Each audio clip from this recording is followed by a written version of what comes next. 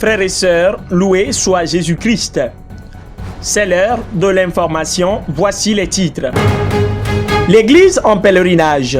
Léon XIV rappelle depuis la place Saint-Pierre que l'espérance du ciel oblige à combattre le mal sur la terre. Un fils de la mission est élevé au rang de métropolite. Monseigneur Denis Kofi Agbenyadi, SMA, l'homme choisi par Rome pour écrire une nouvelle page de l'Église centrafricaine. Connecter la foi au numérique, les responsables de la communication salésienne d'Afrique se retrouvent à Nairobi au Kenya pour dessiner l'Église de demain. Mesdames, Messieurs, bienvenue. Ouvrons cette édition au cœur du Vatican.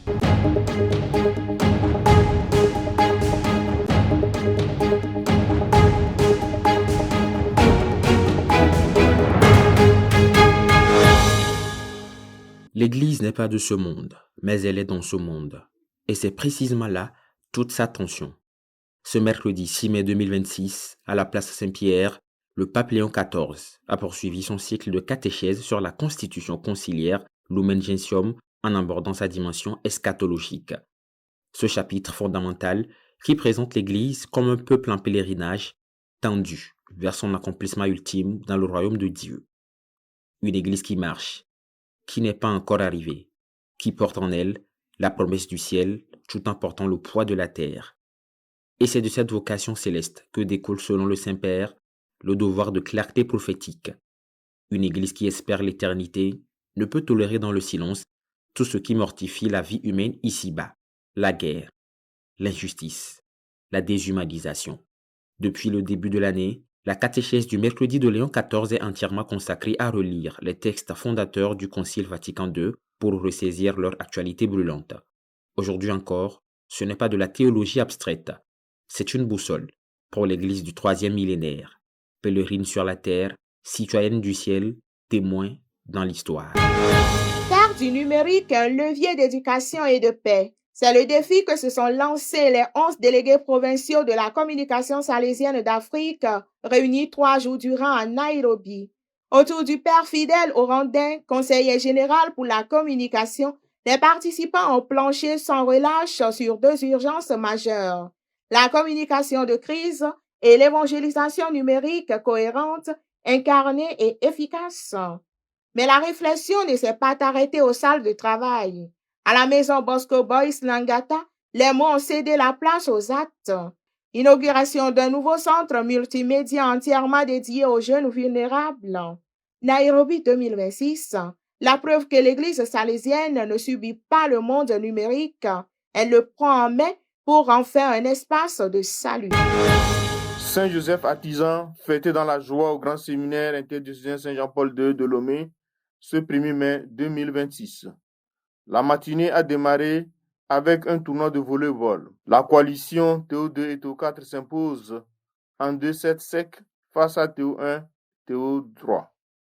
À midi, place aux cultures. Du nord au sud du Togo, chaque diocèse a fait vibrer ses traditions. Danse solennelle, proverbes locaux expliqués et tradition du français en langue nationale.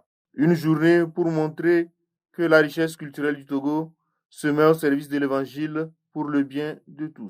Tout quitter pour se donner, c'est le choix radical composé 15 jeunes novices de l'ordre hospitalier de Saint-Jean-de-Dieu ce 1er mai 2026 à Lomé, en la fête de Saint-Richard Pampouri, leur patron.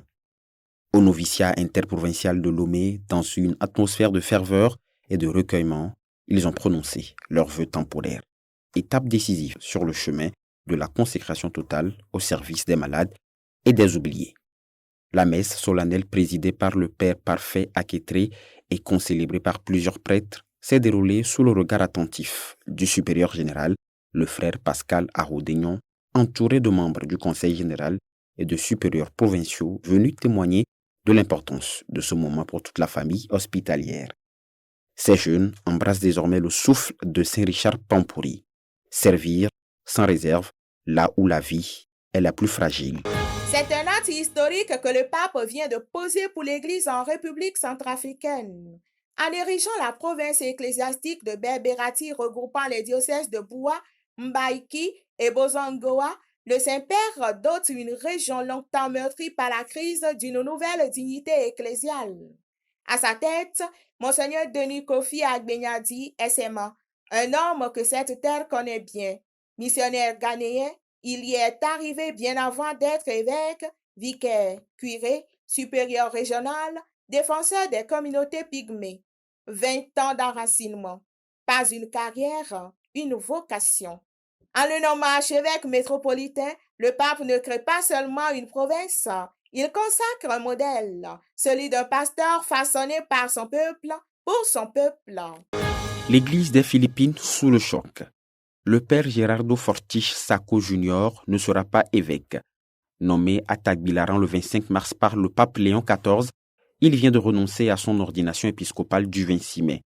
Dans un communiqué, il évoque un changement de cœur après avoir pris conscience de ses limitations et insuffisances humaines. Un geste d'humilité rare.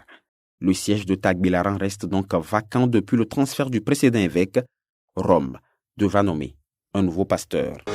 C'est la fin de ce numéro. Merci de nous avoir suivis. Rendez-vous pour une nouvelle édition. D'ici là, demeurez dans la joie du ressuscité. Que Dieu vous garde. Au revoir.